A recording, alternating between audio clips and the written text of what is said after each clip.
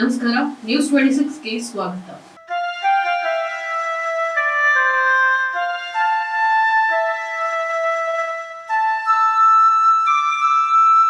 ನಟ ದರ್ಶನ್ ತೂಗುದೀಪ್ ರವರ ಹುಟ್ಟುಹಬ್ಬದ ಪ್ರಯುಕ್ತ ಅವರ ಅಭಿಮಾನಿಗಳು ಹಲವಾರು ಕಡೆ ಪುಣ್ಯ ಕೆಲಸಗಳನ್ನ ಮಾಡಿದ್ದಾರೆ. ಈ ಪುಣ್ಯ ಕಾರ್ಯದಲ್ಲಿ ಪಾಲ್ಗೊಂಡ ಎಲ್ಲ ನನ್ನ ಸೆಲೆಬ್ರಿಟಿಗಳಿಗೆ ಹೃದಯಪೂರ್ವಕ ಧನ್ಯವಾದಗಳು ಅಂತ ದರ್ಶನ್ ತೂಗುದೀಪ್ ರವರು ತಮ್ಮ ಪ್ರೊಫೈಲ್ ನಲ್ಲಿ ಬರೆದುಕೊಂಡಿದ್ದಾರೆ.